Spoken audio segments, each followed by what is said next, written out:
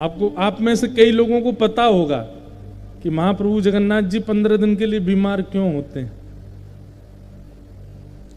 माधवदास भक्त थे ठाकुर जी के, उनको अतिसार का रोग हो गया, पेट का एक रोग हो गया था, रोज मंदिर जाते थे। अच्छा, एक बात तो आपको पता होगी, एक नहीं पता होगी, वो मैं बताऊंगा, सुनो।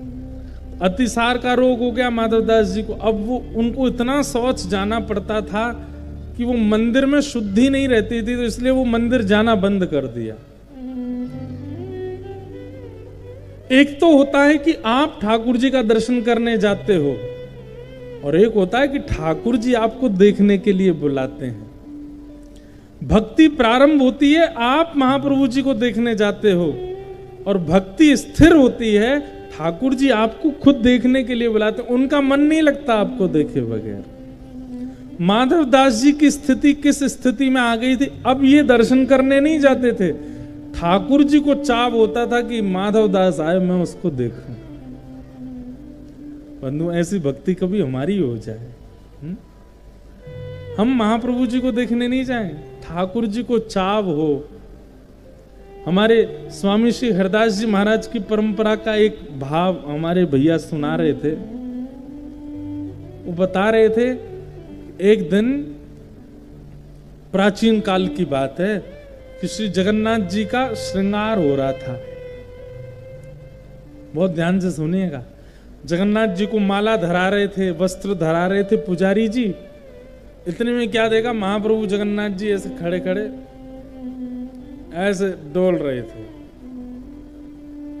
तो पुजारी जी बड़े प्रसन्न हो गए, हरि हरि बोलो, हरि हरि बोलो, जय हो। महाप्रभु जी खुश हो रहे हैं, महाप्रभु जी प्रसन्न हो रहे हैं, नाचने लगे सब।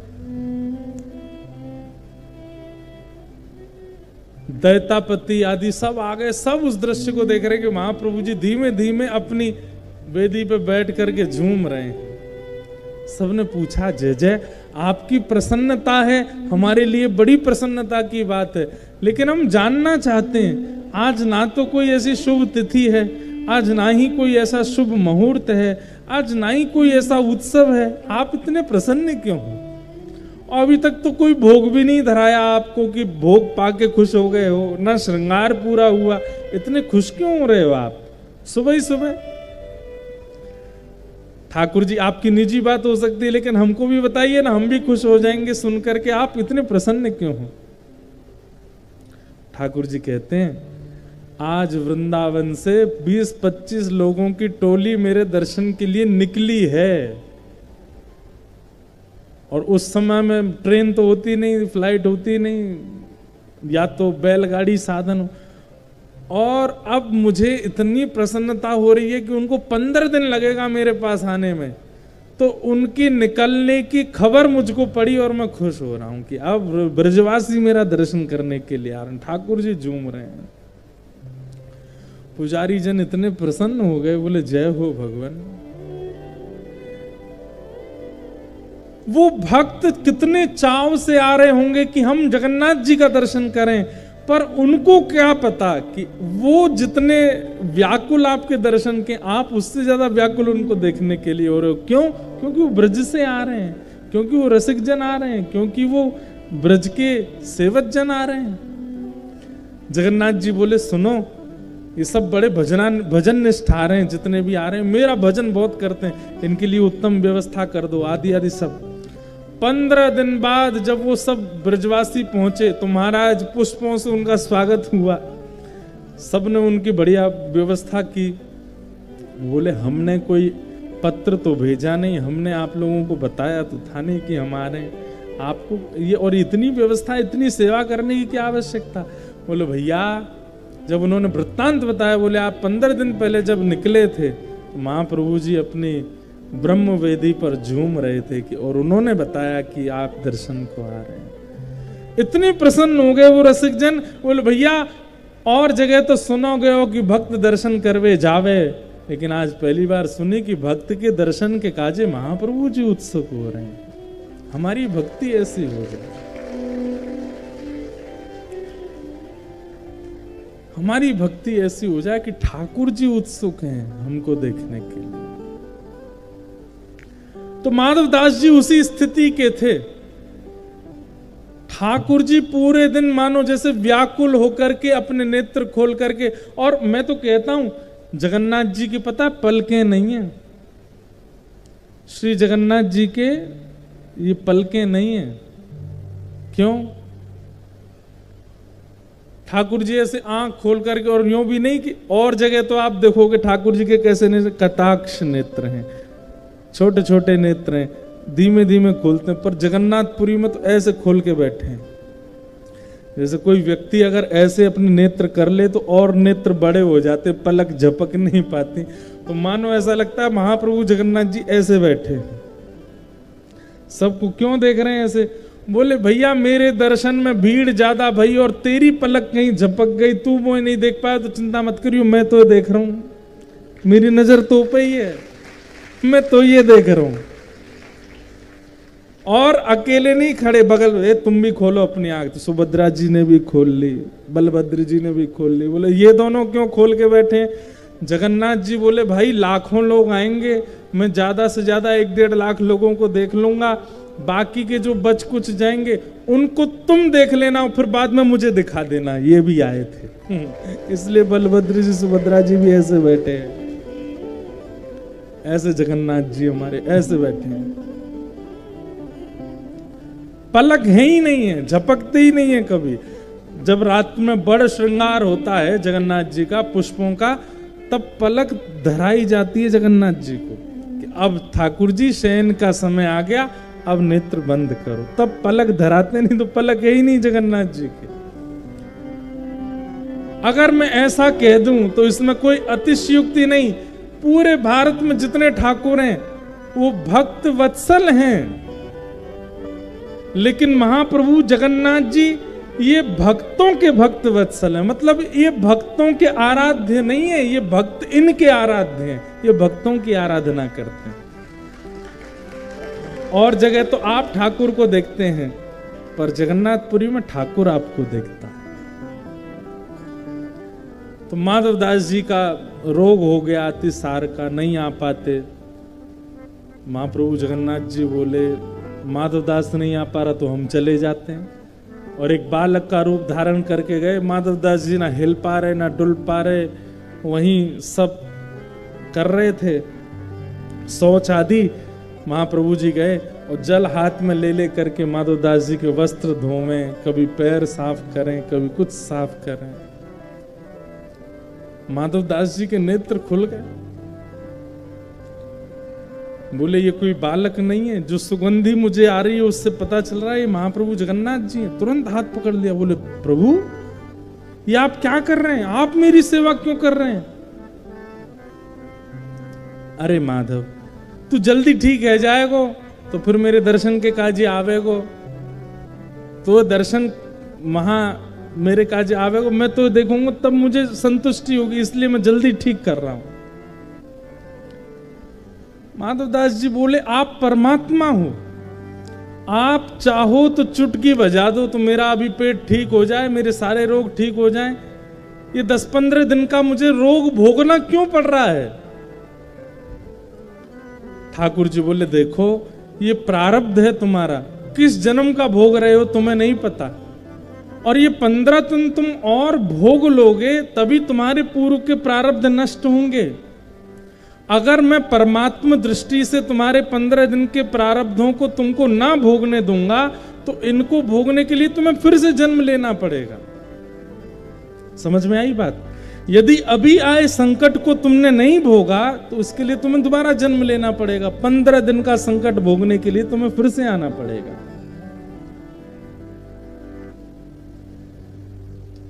माधवदास जी बोले नहीं भगवान मैं सह लूंगा, पर आप मेरी सेवा मत करो, आप चले जाओ। लेकिन ठाकुर जी कहाँ मानने वाले थे। शाम तक तो माधवदास जी स्वस्थ हो गए, ठीक हो गए, सारा रोग ठीक हो गया। लेकिन माधवदास जी के मन में ये बात चल रही थी कि ठाकुर जी बोल के गए कि ये मेरे प्रारब्ध हैं और मैंने तो अपने प्रारब्ध 15 दिन के भोगे नहीं, फिर मैं स्वस्थ कैसे हो गया। अगले दिन जैसे ही आप स्नान ध्यान करके ठाकुर जी का आज मनोरथ था क्या, स्नान पूर्णिमा। स्नान पूर्णिमा का दर्शन किया और स्नान पूर्णिमा के बाद तभी क्या होता है, ठाकुर जी बीमार हो जाते हैं। 15 दिन के लिए जब बीमार हुए, किसी को दर्शन नहीं हुए, माधवदास जी व्याकुल हृदय से ठाकुर जी को पुकारते हैं। बोले भगवान आपके दर्शन क्यों नहीं हो रहे, आप कैसे बीमार हो गए। बोले माधव अब तुम स्वस्थ हो ना। बोले हाँ, तुम्हारा जो 15 दिन का शेष रह गया था वो हमने अपने ऊपर ले लिया, अब उसको हम भोगेंगे। माधवदास जी को इतनी पीड़ा हुई कि नाथ आप क्यों ले रहे हैं। ठाकुर जी बोले एक पंथ दो काज। ए माधव सुन, तू इतना परेशान मत हो, ये 15 दिन के बीमार होने के पीछे एक कारण और है। माधवदास जी बोले क्या। क्योंकि माधवदास जी तो सौगंध दे रहे थे कि आप अभी स्वस्थ हो, मैं भोगूंगा, मेरा प्रारब्ध, आप क्यों ले रहे हैं अपने ऊपर। ठाकुर जी बोले नहीं नहीं तू चिंता मत कर, एक बार में 2 काम हो रहे हैं। भगवान माधवदास जी बोले क्या। एक तो तेरे रोग जो हैं वो मैं भोग लूंगा। वैसे ठाकुर जी कुछ भोगते नहीं है, ये सब तो लीला है जगन्नाथ जी की। और दूसरा बोले क्या, साल भर में 14-15 एकादशी आती और हम एक भी एकादशी नहीं रखते, सब एकादशियों पे महाभारत पाते हैं। कहीं ना कहीं जब एकादशी की महिमा पूरे विश्व में इतनी हमने बताई है, मान लिया जगन्नाथपुरी में एकादशी के दिन महाभारत महाप्रसाद पाना होता है, यहां पर एकादशी का विधान नहीं है क्योंकि यहां की रसोई स्वयं लक्ष्मी बनाती हैं, इसलिए लक्ष्मी के हाथ से स्पर्श करने पर एकादशी का विधान नहीं होता। लेकिन भैया कहीं एकादशी की महिमा कहीं और घट नहीं जाए, इसलिए हम तो एक साथ ही 15 दिन की एकादशी कर लेते हैं ताकि साल भर चकाचक पावे। तो कई लोग एकादशी पर ऐसा कह देते हैं कि महाप्रभु जगन्नाथ जी भी यहाँ भी तो महाप्रभु जी आपको पता नहीं है, वो बड़े चतुर हैं, वो एक साथ ही 15 दिन में व्रत करके अपनी एकादशी खत्म कर चुके हैं। 15 दिन ठाकुर जी महाप्रसाद नहीं पाते, केवल काढ़ा पीते हैं। ऐसी एकादशी तो कोई नहीं करता होगा। हम कैसी एकादशी कर, कूटू की पकौड़ी, कूटू की कचौड़ी, ये समा के चावल लो, खिचड़ी लो, ये लो, कैसी एकादशी करते। 15 दिन एक साथ एकादशी प्रकट हो जाती हैं और ठाकुर जी केवल काढ़ा पी के रहते हैं। सबको ये पता रहता है कि ठाकुर जी अस्वस्थ हैं, लेकिन वास्तव में पूरे साल भर का कोटा पूरा कर देते हैं ठाकुर जी एक बार में। तो इसलिए जो लोग, ये कोई ऐसी शास्त्रीय बात नहीं, लेकिन मेरे मन में आता है कि जो लोग जगन्नाथपुरी में एकादशी के दिन महाप्रसाद पाते हैं, उन एकादशियों को गिन लीजिएगा कितनी एकादशी हमने महाप्रसाद पाया, वो प्रेम से पाइएगा। और जब ठाकुर जी स्नान पूर्णिमा के बाद 15 दिन के लिए बीमार होते हैं, उतने दिन का व्रत आप भी किया करो। ठाकुर जी भी तो नहीं पा रहे, तो हमें भी नहीं पाना। इन 2 भावों से ठाकुर जी बीमार होते हैं महाप्रभु जगन्नाथ जी। एक तो माधवदास का रोग लेते हैं, और फिर ठाकुर जी को इतना अच्छा लगा कि हमने अपने भक्त की पीड़ा ली, उसको पीड़ा उत्सव के रूप में ठाकुर जी मनाते हैं हर साल। माधवदास जी के उस रोग को अपने उत्सव के भांति, जैसे ठाकुर जी का उत्सव भक्त बनाते हैं, ऐसे भक्त के उत्सव को ठाकुर जी पीड़ा उत्सव के रूप में मनाते हैं 15 दिन के लिए। ऐसे महाप्रभु श्री जगन्नाथ जी, बोलो जगन्नाथ महाप्रभु की। ऐसे जगन्नाथ जी को हम बारंबार प्रणाम करते हैं। तो इस प्रकार बंधुओं, ठाकुर जी से एक संबंध मानो। तापत्रयोन्मूलनम श्रीमद्भागवते महामुनिकते किंबा परैरीश्वरः सद्यो हृदय वरुध्यते त्रिकृत भी शुश्रूष विस्तक्षण। महाप्रभु जगन्नाथ जी को हम बारंबार वंदन करते हैं। और आइए बड़े प्रेम और भाव से आज के मंगल भाव को विराम देते हैं। आज भी थोड़ा विलंब हुआ कथा में, पर कल से बिल्कुल समय से आएंगे हम। आज का भी कारण एक कुछ निजी है हमारे परिकर में से, पर ठाकुर जी सब अनुग्रह करेंगे। सब मंगल में होगा। तो आइए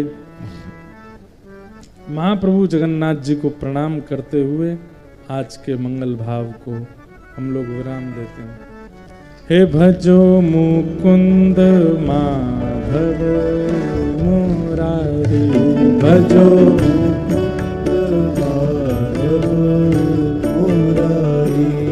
भजो मुकुंद माधव मुरारी, भजो मुकुंद माधव मुरारी।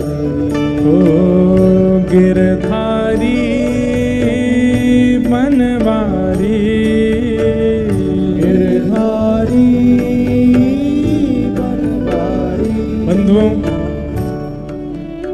प्यारे गिरधर लाल जी के दर्शन की उत्सुकता कई लोगों के मन में है। तो मंगलवार को यानी कि परसों श्री गिरधर लाल जी का दर्शन होगा, लेकिन जहां हम और लाल जी विराज रहे हैं वहीं आके आपको दर्शन करने होंगे। 11 बजे से लेकर के और 1 बजे तक सुबह के सत्र में दर्शन होंगे। स्थान का नाम अभी आरती के बाद आपको बता दिया जाएगा। बहुत संख्या में आप लोग आएंगे तो थोड़ी असुविधा हो सकती है। जितने लोग उस दिन दर्शन कर लें, बाकी हम एक दिन और दर्शन का रखेंगे तो उस दिन दर्शन कीजिएगा मंगलवार को, और एक दिन और किसी दिन, और एक दिन ठाकुर जी को प्रयास करेंगे यहीं आ जाएं तो यहीं सबका जड़ा दर्शन हो जाएंगे। तो परसों मंगलवार को दर्शन का नियम है। समय और स्थान, समय तो 11 से 1 बजे तक और स्थान अभी यहाँ से बताएंगे आरती के बाद। तब तक गाइए